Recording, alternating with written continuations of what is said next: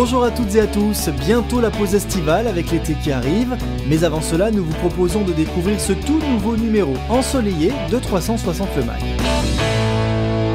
Au sommaire, quand RTT rime avec solidarité, nous nous rendrons chez Total pour parler d'un bel accord au niveau du groupe, mais pour commencer, retour sur le dossier majeur du moment, le maintien de la GIRC.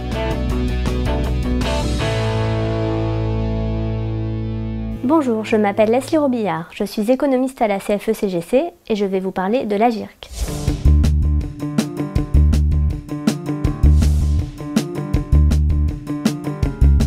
La GIRC est l'Association générale des institutions de retraite des cadres. Elle a été créée en 1947 pour assurer aux cadres un niveau de retraite plus proche de leur rémunération en activité.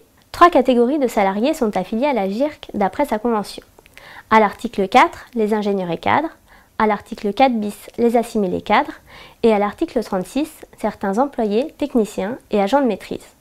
C'est un régime de retraite complémentaire au sens où il complète la retraite de base versée par la Caisse nationale d'assurance vieillesse.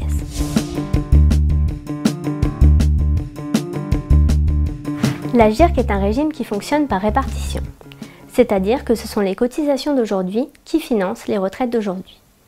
Il en sera de même pour demain, c'est pourquoi on ne peut pas parler de faillite des régimes de retraite complémentaires. La GIRC est gérée par les partenaires sociaux, qui négocient régulièrement des accords à échelon national qui portent sur la retraite complémentaire. Ceci est à distinguer des réformes de retraite des pouvoirs publics qui portent exclusivement sur la retraite de base. Sur la partie de leur salaire inférieure au plafond de la sécurité sociale, les cadres cotisent au régime de base ainsi qu'au régime complémentaire de tous les salariés appelés ARCO. C'est sur la partie de leur salaire supérieur au plafond de la sécurité sociale qu'ils cotisent à la GIRC. C'est une cotisation obligatoire qui permet d'acquérir des points qui seront ensuite convertis en pension. Le taux de cotisation s'élève à la GIRC à 16,44% par employeur et salariés confondus.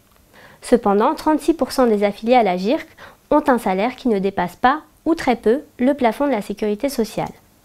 Pour eux, il existe à la GIRC la GMP, garantie minimale de points, qui leur assure un minimum de pension à GIRC.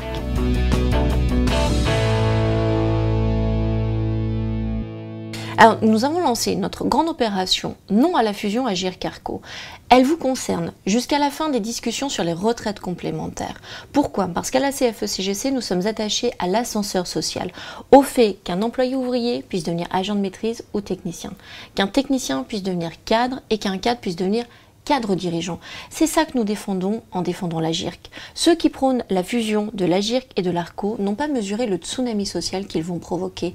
Aujourd'hui, il est important de se mobiliser, donc vous faites un geste simple avec vos collègues, en famille, avec vos amis, vous enfilez des cravates, parce que c'est ce qui symbolise l'encadrement, et puis ça tombe bien, c'est quelque chose qu'on porte un petit peu moins, donc vous avez plus de facilité pour aller en prendre dans les placards de vos pères, de vos grands-pères, de vos frères, y compris si vous êtes une femme, parce que la cravate a été portée par George Sand pour montrer l'émancipation de la femme. Donc vous enfilez des cravates, vous faites des selfies ou des photos de groupe, vous découpez la cravate, vous les postez sur le site Non à la fusion à GIRC-ARCO et vous nous envoyez vos morceaux de cravate à la Confédération CFE-CGC, 59 rue du Rocher, 75 008 Paris. Mobilisez-vous, incitez votre entourage à faire ces photos. La prochaine séance de négociation est le 22 juin. Donc l'urgence, c'est maintenant des photos, des tweets autour de Non à la fusion à GIRC-ARCO. Nous avons besoin de vous, nous menons le combat pour vous.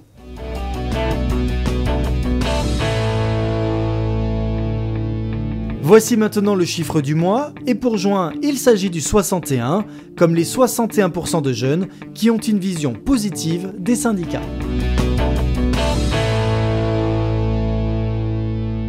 La CFE-CGC de Total vient de signer un accord permettant de donner ses congés à un collègue ayant un enfant ou un conjoint malade. Alors pour en parler, je retrouve tout de suite le coordinateur CFE-CGC du groupe Total. Khalid Benamou, bonjour. Bonjour. Expliquez-nous, comment est né cet accord? Cet accord est né suite à la loi du 19 mai 2014 et surtout suite à une demande spécifique de la CFE-CGC pour lancer des négociations rapidement sur le sujet.